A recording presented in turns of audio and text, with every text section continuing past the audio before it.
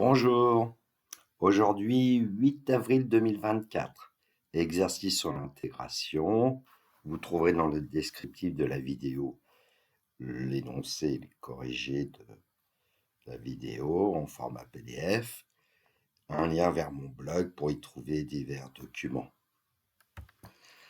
La question du jour, à l'aide d'une intégration par partie, calculer grand S égale l'intégrale de 0 à 1 de x exponentielle moins 2x dx. Donc, formule d'intégration par partie. J'ai redonné un peu toutes les conditions. Donc, on considère cette formule. L'intégrale de a à b de u de x v' de x dx, c'est en fait u de x v de x qu'on calculera entre a et b, moins l'intégrale de a à b de u' de x v de x dx. Et on note IPP pour intégration par partie. Évidemment, les fonctions u et v sont dérivables sur un intervalle i. Les fonctions u' et v' sont continues sur l'intervalle i. D'ailleurs, en général, elles seront dérivables sur i, ce qui entraînera qu'elles sont continues sur i. Et les nombres a et b sont des réels de i. Donc, l'intégrale que nous devons calculer, c'est grand S égale l'intégrale de 0 à 1 de x exponentielle moins 2x dx. Alors, quand on a besoin d'intégrer un produit, on a un problème puisqu'il n'y a pas de formule pour trouver une primitive de produit, de fonction. Et donc, il s'avère que l'intégration par partie, parfois, va nous permettre de calculer quand même cette intégrale. Alors, il faut poser u de x et v' de x, puisque j'ai écrit la formule d'intégration par partie en commençant par l'intégrale de AB de u de x v' de x dx. Alors, il s'avère qu'on a deux choix possibles pour u de x. Ça pourrait être soit x, soit exponentielle moins 2x. Mais quand on travaille avec une exponentielle, en général, on va plutôt chercher une primitive de l'exponentielle parce que c'est assez facile, et puis dériver petit x qui donnera 1. Et donc, ça sera plus facile pour calculer l'intégrale qui est dans le deuxième membre. On y va. On pose u de x égale x, donc u' de x égale 1. On pose v' de x égale exponentielle moins 2x, donc on va chercher une primitive v de x. Une primitive d'exponentielle à x, d'après le cours sur les primitives, c'est 1 sur a exponentielle à x, et donc ça va nous donner moins 1/2 d'exponentielle moins 2x. Au passage, il n'est pas difficile en général de prendre la fonction qu'on a écrite ici, de la dériver pour bien vérifier qu'on a exponentielle moins 2x. Alors la constante en général, on la prend égale à 0, sauf cas particulier. Je rappelle ce que c'est que u de x, v' de x. Donc c'est en fait la fonction qui nous intéresse ici, qui est exponentielle moins 2x, dont on veut trouver une primitive en définitive, puisqu'on veut trouver son intégrale entre 0 et 1. U de x multiplié par v de x, c'est tout simplement x facteur de moins 1/2 d'exponentielle moins 2x. Donc on peut écrire moins 1/2 de x exponentielle moins 2x. Et puis prime v de x, c'est en fait 1 multiplié par moins 1/2 d'exponentielle moins 2x, ce qui donne moins 1/2 de exponentielle moins 2x. Alors je vais m'arrêter un petit instant sur cette fonction, puisque c'est celle qui va évidemment intervenir dans l'intégrale du deuxième membre. Et l'intégrale du deuxième membre, c'est aussi l'intégrale d'un produit. Donc, on a besoin de savoir trouver cette intégrale, et on n'a pas de formule pour trouver la primitive ou une primitive d'un produit. Mais ici, ce produit U' v de x, il est relativement simple, et cette fonction-là, on va pouvoir trouver une primitive. Alors, on sait déjà qu'exponentielle moins 2x a pour primitive moins 1/2 d'exponentielle moins 2x. Il suffit de multiplier par la constante pour pouvoir trouver une primitive. Donc, par rapport à cette fonction-là, on multiplie par moins 1/2. Et donc, il suffit de multiplier par moins 1,5 la primitive que nous avions pour trouver une primitive, c'est-à-dire 1/4 d'exponentielle moins 2x. Plus constante, mais qu'on prendra égale à 0. Nous avons tous les outils pour travailler et ainsi essayer de calculer cette intégrale. Grand S égale intégrale de 0 à 1 de x exponentielle moins 2x dx. On applique la formule d'intégration par partie. Bon, je n'ai pas précisé que les fameuses fonctions u, v, u', v' sont dérivables sur 0,1, donc on peut utiliser cette formule. Grand S, c'est la variation entre 0 et 1 de moins 1/2 de x exponentielle moins 2x, moins l'intégrale de 0 à 1 de moins 1/2 de exponentielle moins 2x dx. La première variation ne change pas. Pour l'intégrale, nous avons trouvé une primitive de moins 1/2 d'exponentielle moins 2x, qui est 1/4 d'exponentielle moins 2x. Donc, nous avons la variation entre 0 et 1 de moins 1/2 de x exponentielle moins 2x, moins la variation entre 0 et 1 de 1/4 exponentielle moins 2x. Ce que je conseillais toujours à mes élèves, différence des crochets, crochet de la différence. Ce qui nous permet d'obtenir moins 1/2 de x exponentielle moins 2x, moins 1/4 d'exponentielle moins 2x, dont on calculera la variation entre 0 et 1. Et là, on s'arrêtait et je posais cette question. Que représente cette fonction pour la fonction de départ? Eh bien, si on a compris à peu près ce que quand on calcule une intégrale de a à b de f de x dx, c'est grand f de b moins grand f de a. C'est un grand f de x dont on calcule la variation entre a et b. On doit répondre que la fonction que j'ai grisée ici, entre crochets, doit être une primitive de x exponentielle moins 2x. Donc c'est la remarque que je fais un petit peu plus loin. Voilà. On va enlever le point d'exclamation. On ne croit pas que c'est une factorielle.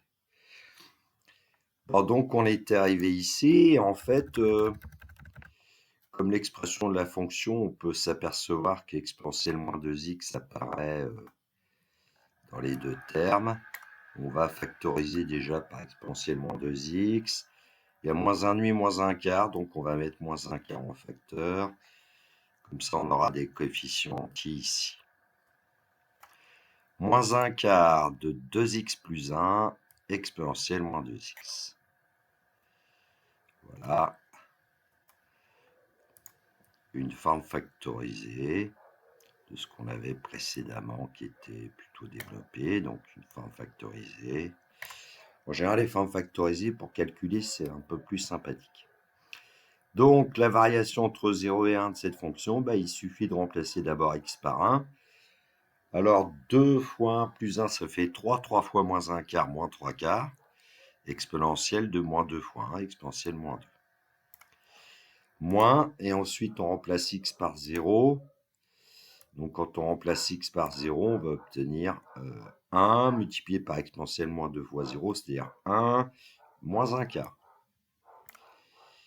Donc, en fait, on obtient plus 1/4 moins 3/4 de puissance moins 2. En mettant au même dénominateur, on obtient que grand S est égal à 1 moins 3e puissance moins 2 divisé par 4. Alors, on pourrait calculer une valeur approchée. Calculer avec la machine à calculer dont vous disposez le jour de l'épreuve une valeur approchée de l'intégrale de départ et vérifier qu'on a bien les mêmes valeurs approchées. Je ne vais pas le faire aujourd'hui parce que la clé USB a tendance à arrêter mes vidéos. Eh oui, c'est la technique, ça marche pas toujours.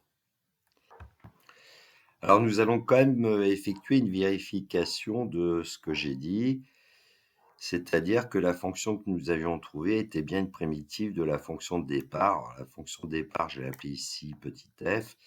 f de x égale x exponentielle moins 2x. Et puis, la supposée primitive que nous avons trouvée, je l'ai appelée g. G de x égale moins un quart de 2x plus 1 facteur de exponentielle moins 2x. Allons-y. Comme on va vérifier, on va prendre g de x et calculer g' de x. Et on devrait trouver que g' de x, c'est f de x. Donc, sous la forme quasiment d'un produit, g de x, une constante moins un quart fois un produit de fonction, on va appliquer la formule qui dit que la dérivée de u fois v, c'est u' v plus uv'. C'est d'ailleurs cette formule qui permet de trouver la formule d'intégration par partie.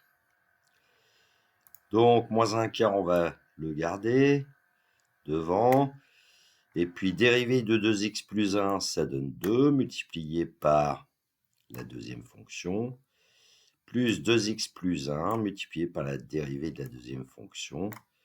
Voilà ce qu'on obtient. Alors, on pourrait mettre exponentielle moins 2x en facteur ici. J'ai préféré développer.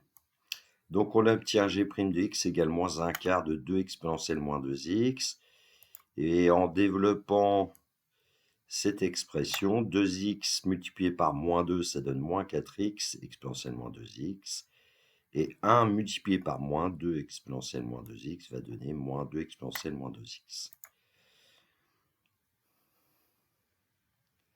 Et là, on se rend compte que 2 exponentielle moins 2x moins 2 exponentielle moins 2x va s'en aller. Il va nous rester dans la parenthèse moins 4x exponentielle moins 2x qu'on doit multiplier par moins un quart. Et on va bien obtenir x exponentielle moins 2x pour g' de x. Et donc g' de x est bien égal à petit f de x. Et donc on peut dire que la fonction g est une primitive de la fonction petit f sur 0,1. Voilà, ça rassure par rapport au calcul de tout à l'heure. Alors évidemment, le jour de l'épreuve de bac, on n'a pas trop le temps de vérifier en général ce genre de choses.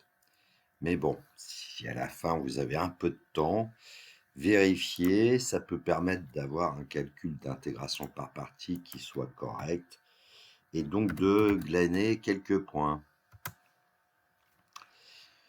Alors, je vous ai mis dans le texte aussi ce qu'on peut faire avec le calcul formel de GeoGebra pour vérifier que g de x que nous avions, sa dérivée, c'est bien x exponentielle moins 2x, c'est la figure de gauche.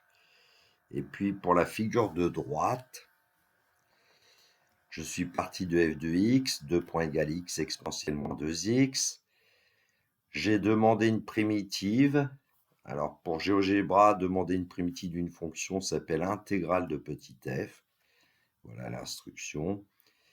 Et là, la donnée est un quart d'exponentielle moins 2x, facteur de moins 2x moins 1, plus C1, c'est une constante quelconque. En fait, ça nous donne bien une primitive, puisque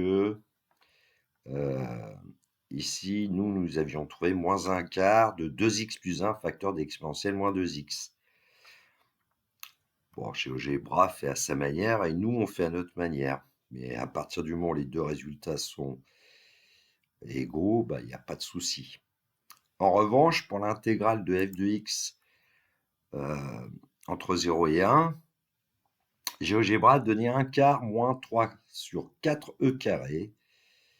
Alors ici, il y aurait peut-être à mettre au même dénominateur, par exemple, ça ferait e carré moins 3 sur 4e carré. Ce n'est pas tout à fait ce qu'on avait obtenu, mais en fait, en multipliant par e puissance moins 2, on obtiendrait le résultat que nous avions.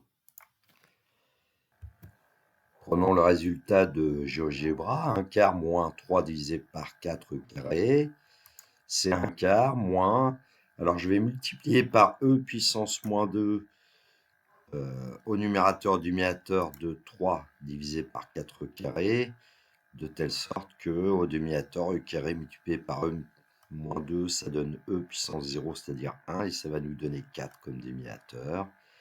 Donc, on va obtenir 1 quart moins 3e moins 2 divisé par 4. Et en mettant au même dénominateur 4 sous la forme d'une seule fraction, on obtient bien 1 moins 3 e puissance moins 2 sur 4, qui était le résultat que nous avions obtenu auparavant pour grand S. Je ne vais pas utiliser aujourd'hui le logiciel GeoGebra, je l'ai fait dans la vidéo intégration par partie avec une fonction logarithme népérien. Je vous laisse le faire. Voilà, la correction de cet exercice est terminée. Je vous souhaite une belle journée. Surtout, prenez bien soin de vous. Que la force soit avec les élèves de terminale qui passeront leur bac au mois de juin. Au revoir.